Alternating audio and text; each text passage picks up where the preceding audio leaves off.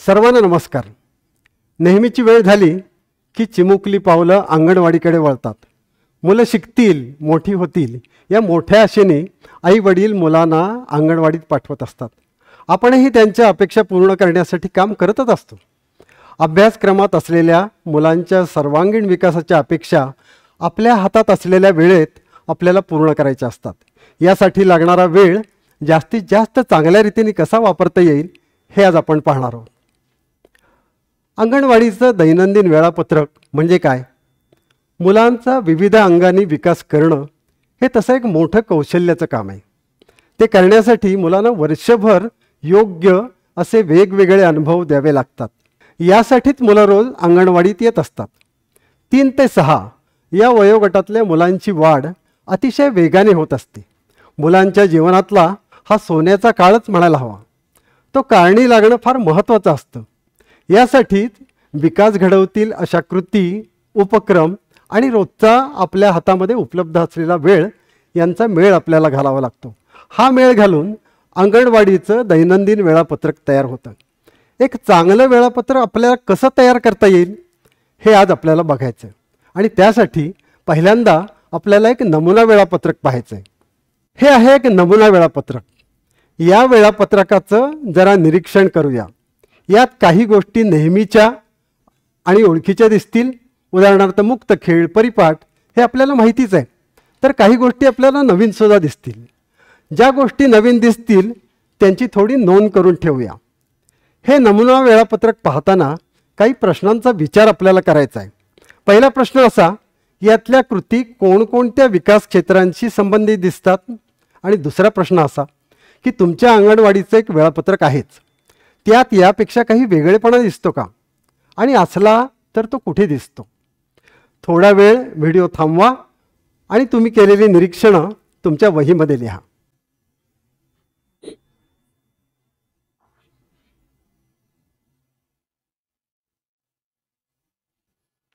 आता या दैनंदिन वेळापत्रकाचं नियोजन म्हणजे चांगलं वेळापत्रक कसं तयार करायचं याविषयी आपण विचार करतोय। दैनंदिन वेळापत्रक आपल्याला नवीन आहे असं अजिबात नाही, आपण ते वापरलेलं सुद्धा आहे। पण समजा तुम्हाला हे वेळापत्रक तुम्ही तयार केला असं जर म्हटलं तर साठी कोणकोणत्या बाबी तुम्हाला लक्षात घ्यायला लागतील? या प्रश्नाचं उत्तर व्हिडिओ थोडा वेळ थांबवून तुमच्या वहीमध्ये लिहा। आणखी काही मुद्दे आहेत का हे आपल्याला नंतर पाहायचं आहे। दैनंदिन वेळापत्रकासाठी आवश्यक बाबी कोणत्या या प्रश्नाचं उत्तर आता तुम्ही लिहिलेलंच आहे। आता मी आणखीन पुढे काही मुद्दे दिलेले आहेत, त्याच्यामध्ये काही नवीन मुद्दे सापडतात का पहा। आणि समजा काही नवीन सापडले तर त्या मुद्द्यांची नोंद करून ठेवा। पहिली गोष्ट अशी की रोजचे मिळणारे तास किती, वर्षातले कामकाजाचे दिवस किती आणि यावरून वर्षात मिळणारा एकूण वेळ किती हे आपल्याला सगळ्यात पहिल्यांदा माहिती पाहिजे।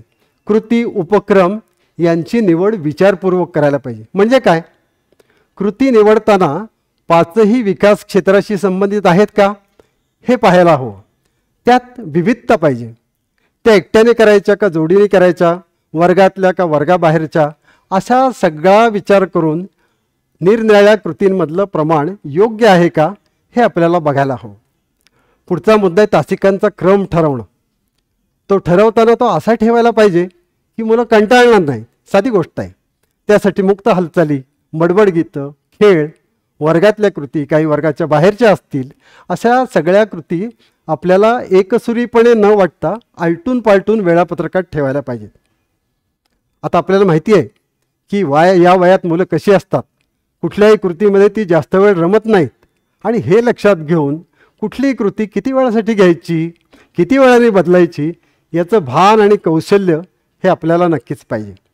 बऱ्याच वेळेला आपल्या गावातल्या, परिसरातल्या गरजा या वेगळ्या असू शकतात आणि वेळापत्रकामध्ये आपल्याला त्याप्रमाणे बदल करायला हवा।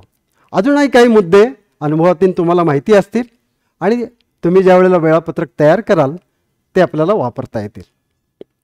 आपल्या अंगणवाडीमध्ये बऱ्याच वेळेला फक्त दैनंदिन वेळापत्रक एवढंच असतं असं नाही, अजूनही काही वेळापत्रकं असतात। आठवतात का तुम्हाला? आठवड्याचं वेळापत्रक असतं का बघा, महिन्याचं असतं का, वार्षिक दिनदर्शिका हा शब्द तुम्ही ऐकलाय का? आठवा जरा। वार्षिक दिनदर्शिका म्हणजे काय? आता हे पूर्ण वर्षाचं असं हे एक मोठं नियोजन आहे. अंगणवाडीच्या एका शैक्षणिक वर्षात कोणते कोणते उपक्रम घ्यायचे, कोणत्या महिन्यात घ्यायचे, कोणत्या आठवड्यात घ्यायचे, कोणत्या दिवशी घ्यायचे, या सगळ्यांचं आधीच नियोजन करणं सोयीचं असतं.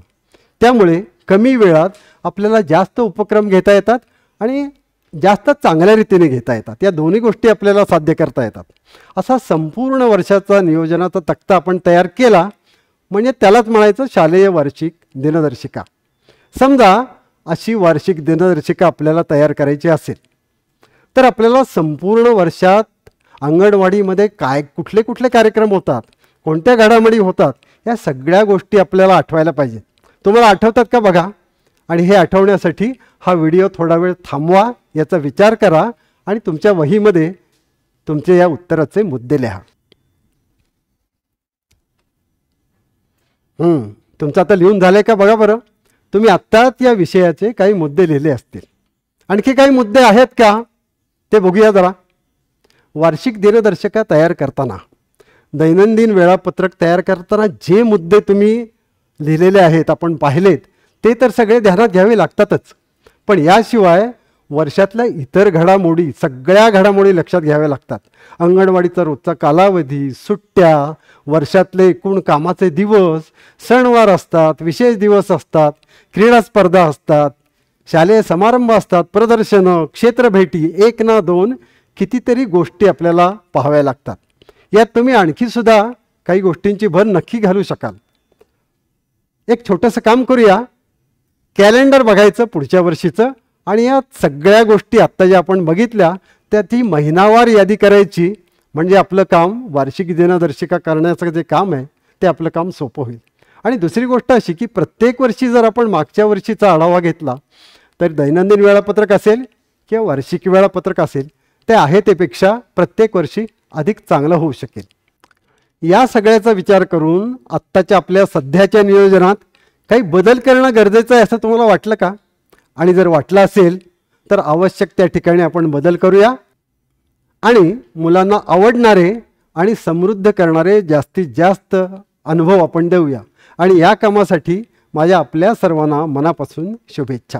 धन्यवाद.